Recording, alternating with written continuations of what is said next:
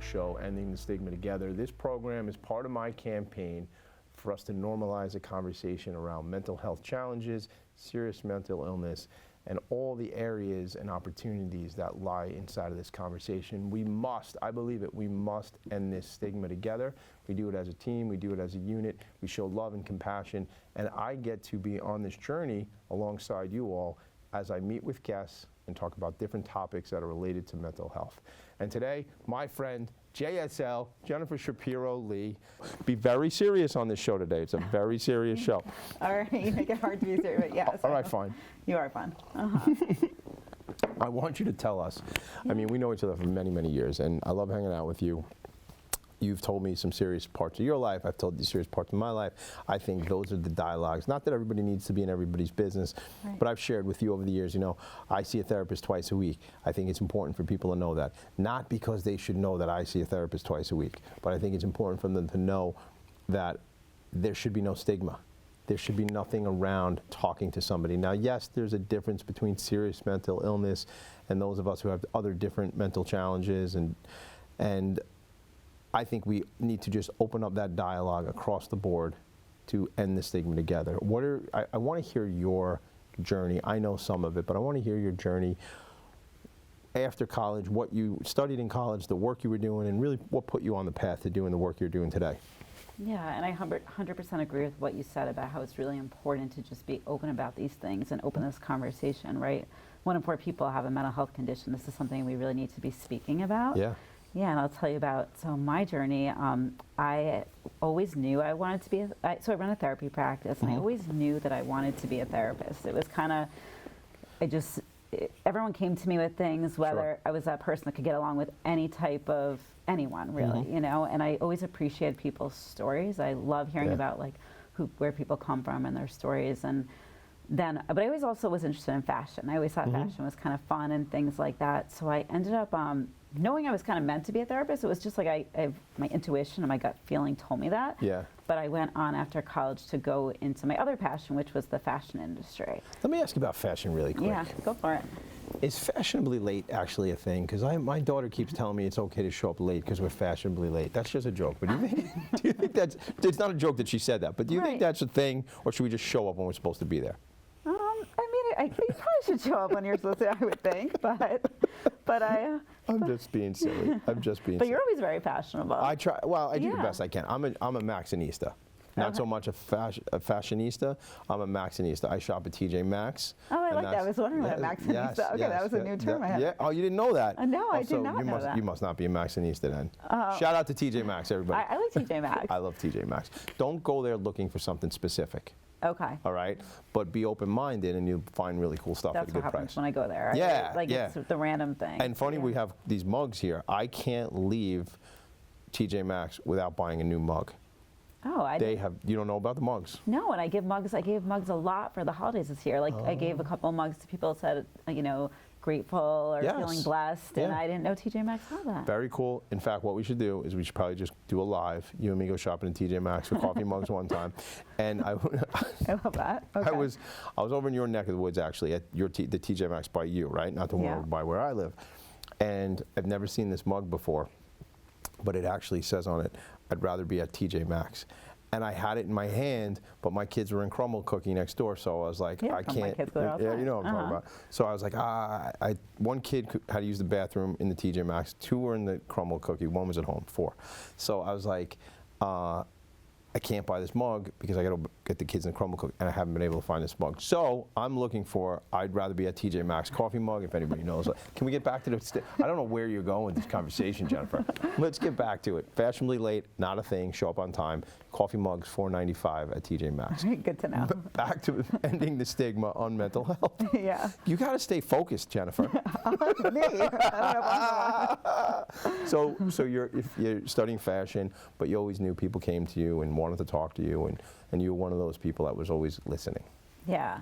So after college, I did some internships in the fashion industry in college, actually out really cool like experiences out in London and LA and things like that. And then moved to New York City and worked in the garment district. Nice. Did sales and merchandising. Were you are you a creative, or where did you fall into the fashion? So I was in sales and merchandising. Yeah. So what we would make clothes for different stores, such as a lot of like junior type of stores, Sure. like Wet Seal, Forever 21, Yeah, places yeah. like that. Uh-huh. And we would make the clothes and we would label it with our stuff or their brands and Okay. things like that. And I traveled. I had a team. I grew a business. That's and, awesome. It was fun. Yeah. Where did you like to go the most? Where did you like to travel to? Well, one time they actually sent me to London for 2 days just to go shopping. No kidding. Yeah. Wow.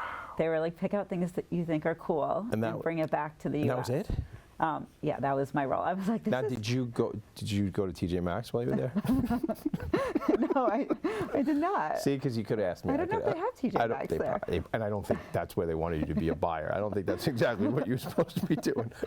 Well, Not everybody. if I was doing mugs, maybe. Yeah. See, we're having fun on this show. I like it.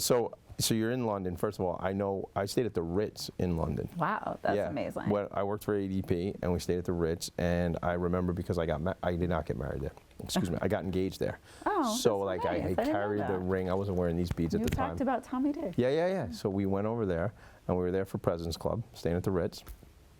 And I had carried the ring, and I was so worried going through security, because I was like, they're gonna go like, what do you have on, the whole thing, and I was like, all right, what do you?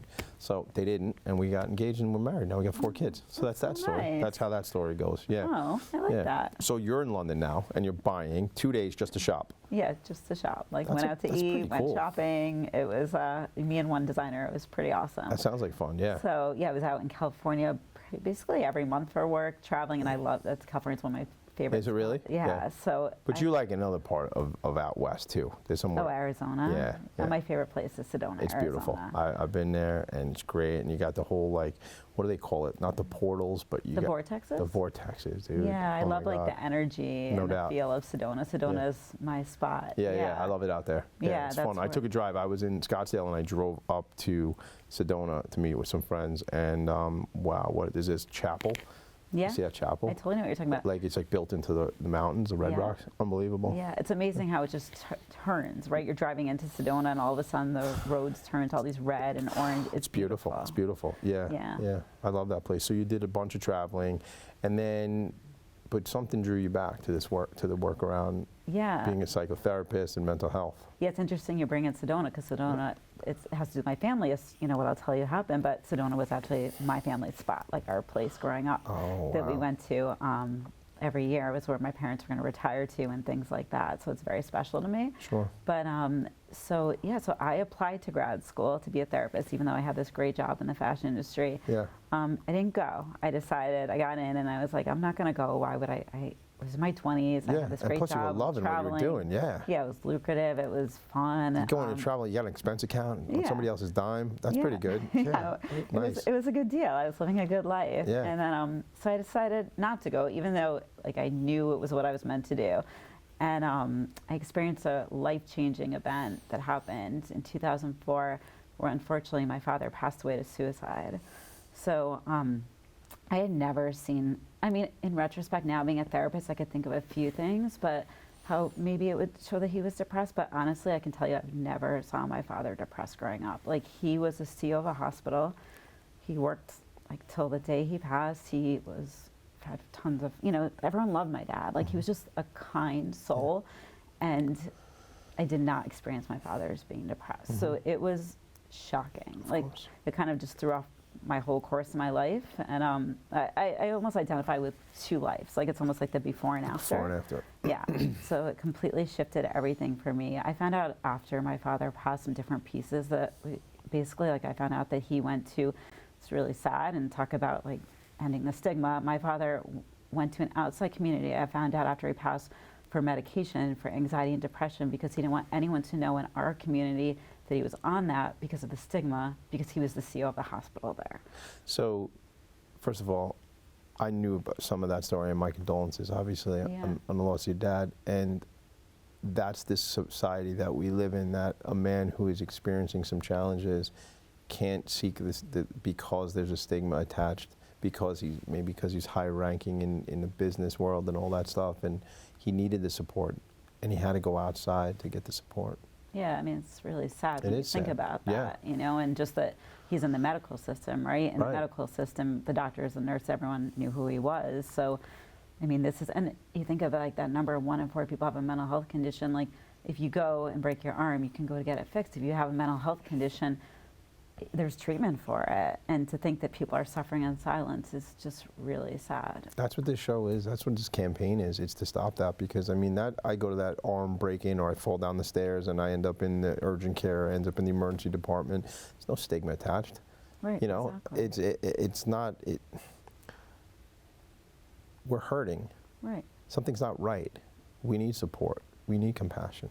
Yeah, and think of how many times you're at a party, and I'm like, what, 1 in 4 people have stuff. All of us deal with stress at points in our life. Like, if you think you're in a party in a room of 50 people, you're talking about 1 in 4 people that have stuff, and you can't see it. It's because No. it's like something you can't see. So, I mean, it really, like, that opening that conversation is super important. Yeah. So what happened with my, my father passing, it just was a game changer in my life, obviously. And that was it. Was it made a decision that you're going in a different direction?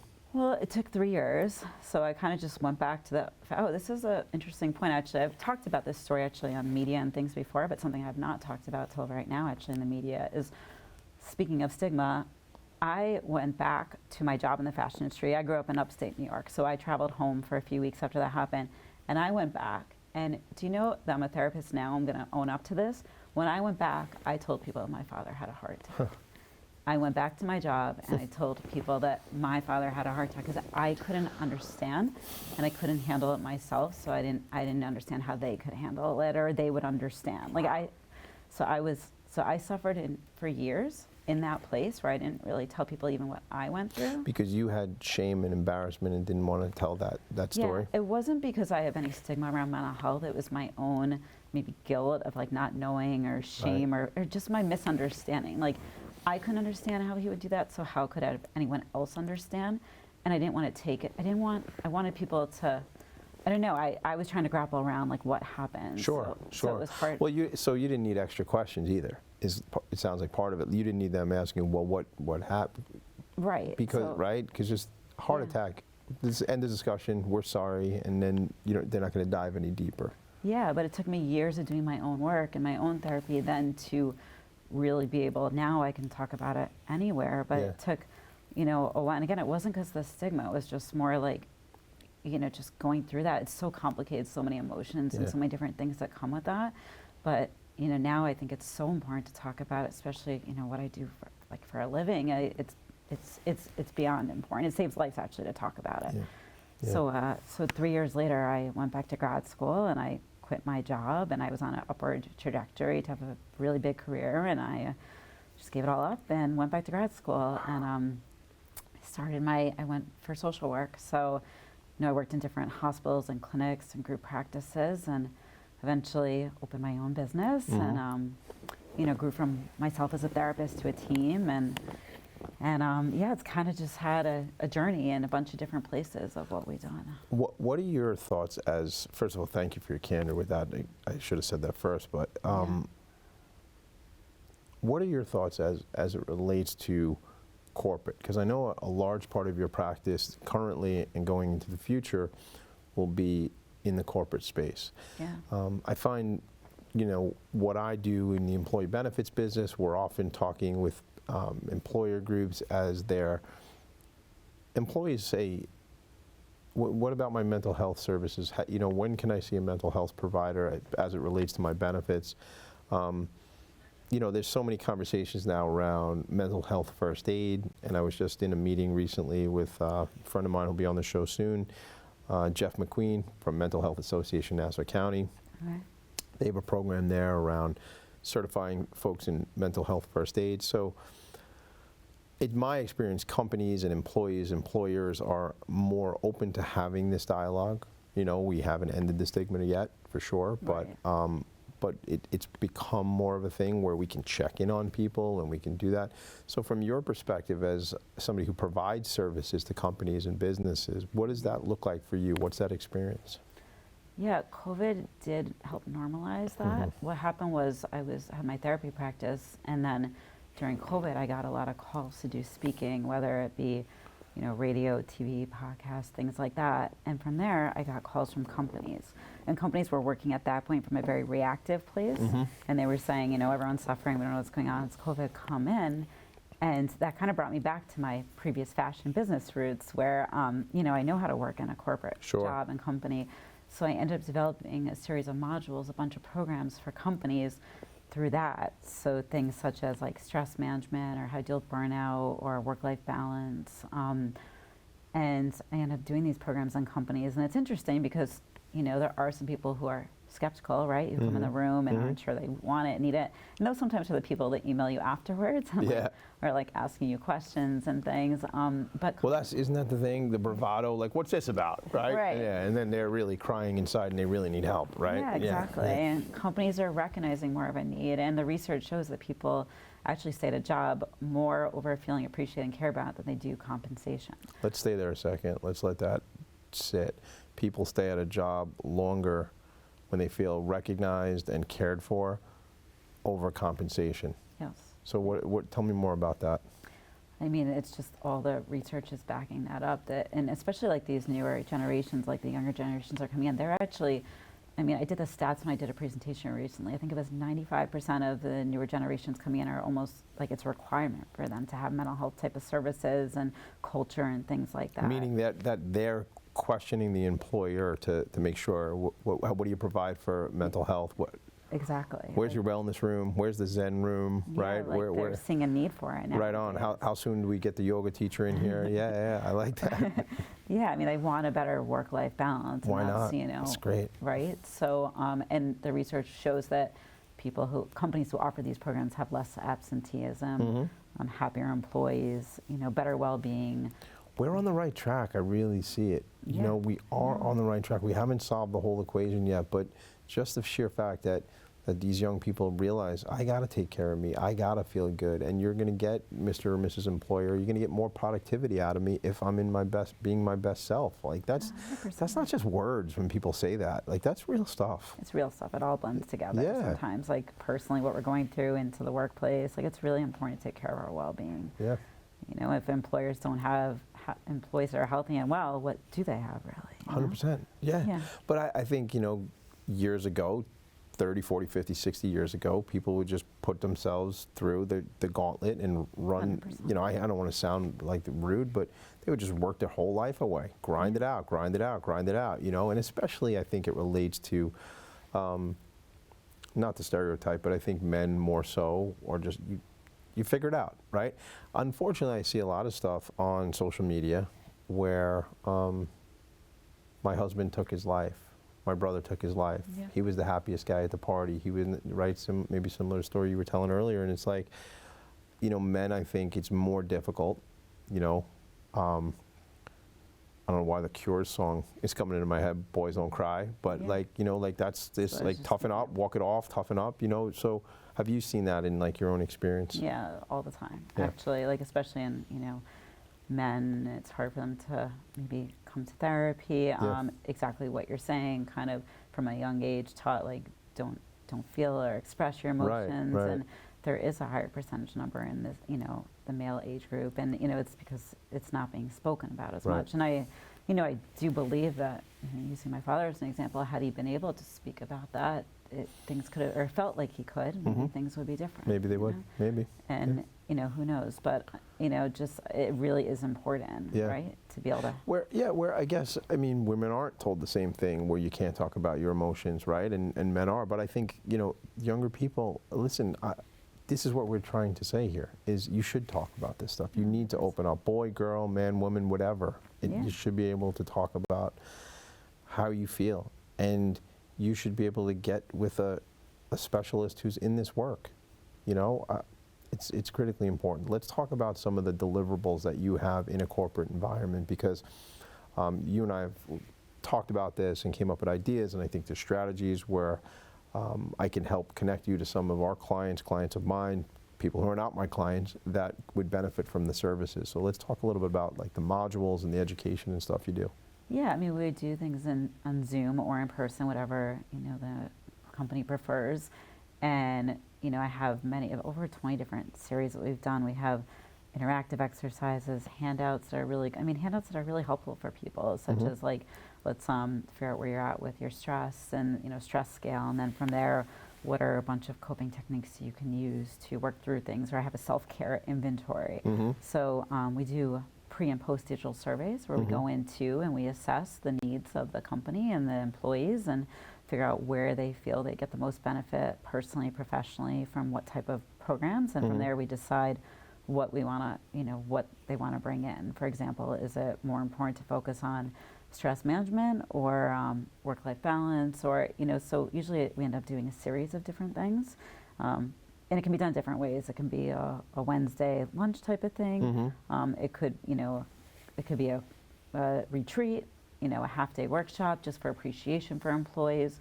So, there's different options, but really just to help the well-being of everyone. Yeah.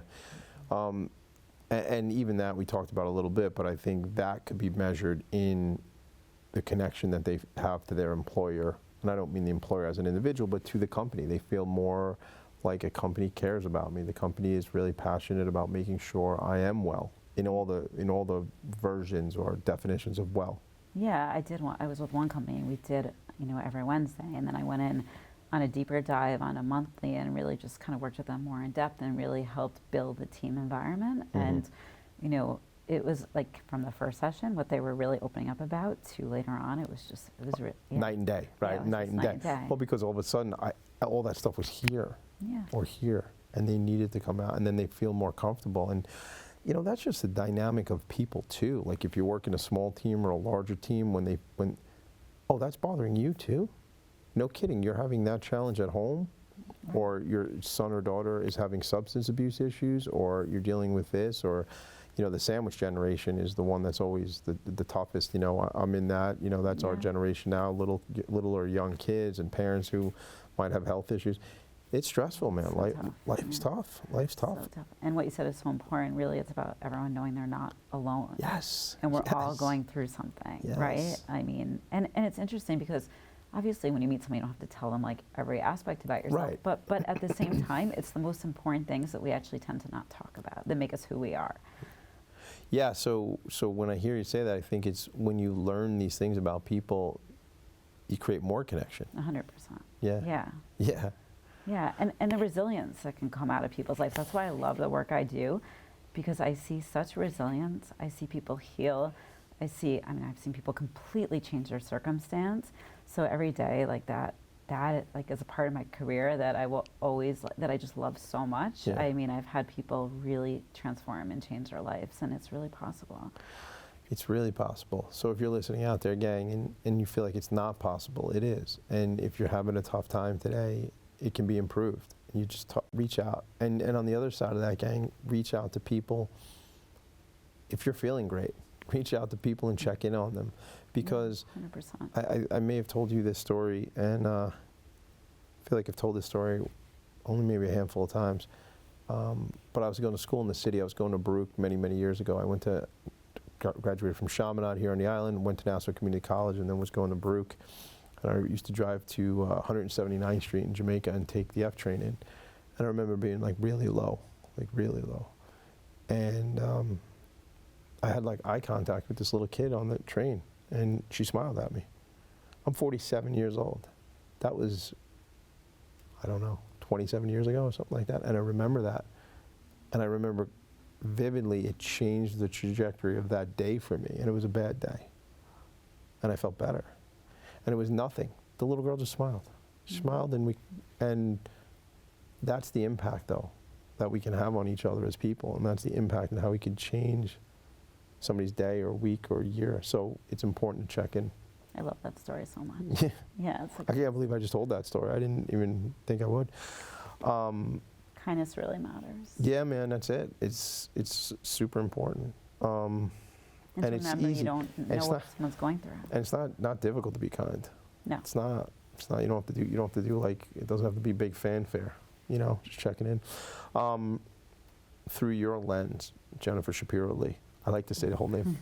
Through your lens, how do we go about ending the stigma together? Really just keeping up with what you're doing right now and being everyone, like openness with these conversations, vulnerability, discussing these things, like keep normalizing that. Like it's a normal, like health problems are, normal part of life. So are mental health problems, and there's so much treatment and ways this can be, worked through, and that there's, I've seen people in really hard spots, like the worst of it, and I've seen like them never think it's going to change, and it does, and it can, and hope is always possible, and things can feel permanent, but really can be temporary. So it's like, just don't make a permanent decision in a temporary time, and just to know that, just to keep these conversations going, to know that there's always help, that, there's therapy, there's clinics, there's resources out there. You can go online, if you go online, there's, numbers you can call that are 988 is the new, the mental health number. You can call anytime. There's a bunch of hotlines that are open all the time where you can either text now too and call. So there's always ways to get help. Yeah, there's always ways. That's it. There are. And with the internet, if you type in, I need mental health services, right, you're going to come up with things. NAMI, we were talking with another friend of mine, NAMI, National Association on Mental Illness. There's so many nonprofit organizations here on Long Island and across the country that people can plug into. This is incredibly important work. So important. Thank you for being here. Thank you for doing this. Thank you.